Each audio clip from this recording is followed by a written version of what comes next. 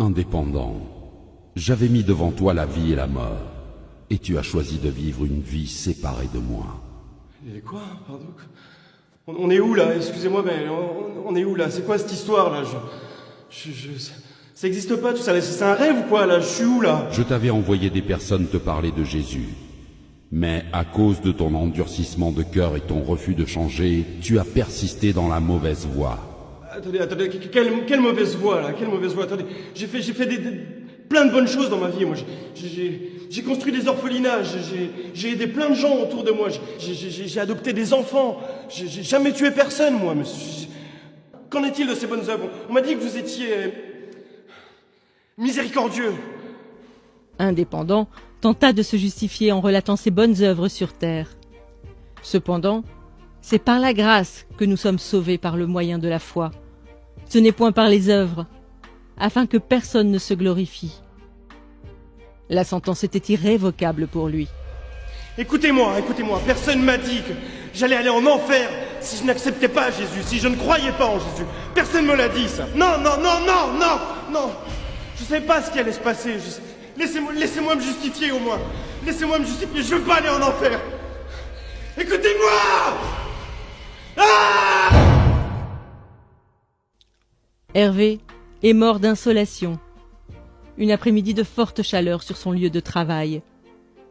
Quelques jours avant son décès, un jeune passant l'a évangélisé en lui remettant une carte oserjésus.com. Il ne réalisait pas, mais le fait d'avoir cru au Seigneur Jésus dans son cœur et de l'avoir confessé de sa bouche lui vaudra de passer le reste de sa vie dans le paradis de Dieu. On l'appellera Dernière Minute. C'est donc le regard dubitatif que Dernière Minute se présenta devant le trône.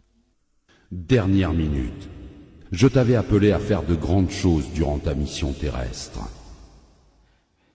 Mais je connais rien à tout ça, moi. J'ai croisé ce jeune dans la rue, il y a quelques semaines, qui m'a parlé de Jésus, qui m'a dit que Jésus est mort par amour pour moi, de mon identité en Christ. Et naturellement, j'ai cru à cette parole. Aujourd'hui, je suis là, mais je vous assure que si on m'avait dit ça plus tôt, j'aurais gagné énormément de temps dans ma vie. J'aurais accompli les plans qui étaient prévus pour moi.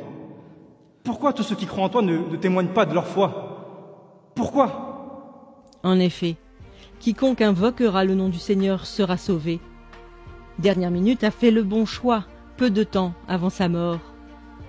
En répondant à cet appel au cours de sa vie, son âme sera dans le repos pour l'éternité. Mais chacun recevra sa propre récompense, selon son propre travail. Voilà pourquoi les portes du paradis lui seront ouvertes, mais aucune récompense ne lui sera accordée. Éléonore est morte sur un lit d'hôpital lors d'une opération. Durant sa vie, elle a accepté Jésus et elle était zélée pour le Seigneur. Elle avait un titre important au sein de l'Église. Elle prêchait la parole constamment. Cependant, elle avait une relation adultère cachée avec un jeune frère de son Église. Elle a cru que le fait d'être utilisée par Dieu lui permettrait d'obtenir son passeport pour l'éternité. On l'appellera Double Vie. Double vie. Tu avais pourtant bien commencé la course. Pourquoi ton cœur s'est-il éloigné de moi? Mais Père, comment ça mon cœur s'est éloigné de toi? J'ai eu la foi en Jésus, j'ai cru en toi, j'ai engendré des jeunes filles dans la foi, j'ai fait mon ministère, Père. J'ai prié pour des malades, ils ont été guéris par ton nom, Seigneur. La parole de Dieu nous avertit qu'au jour du jugement, plusieurs personnes diront « Seigneur, Seigneur, n'avons-nous pas fait beaucoup de miracles par ton nom ?» Alors Dieu leur dira ouvertement « Je ne vous ai jamais connu.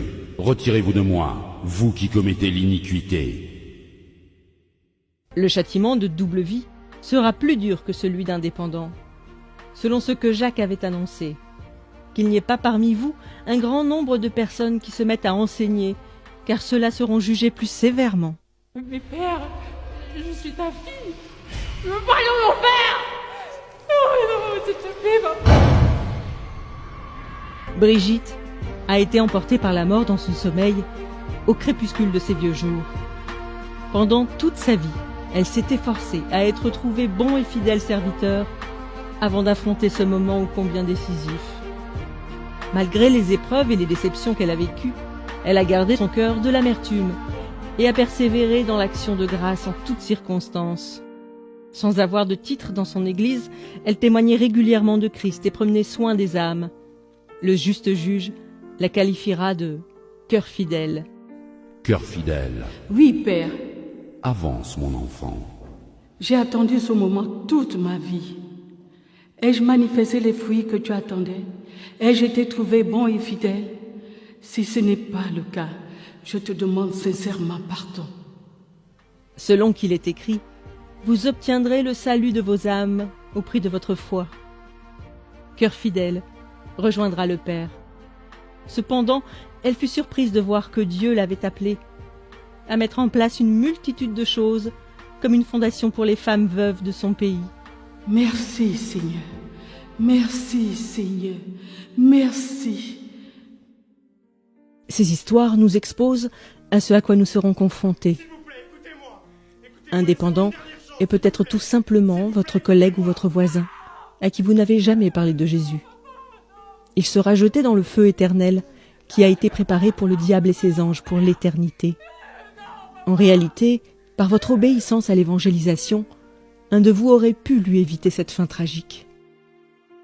Bien qu'étant sauvé, Dernière Minute versera tout de même des larmes de regret.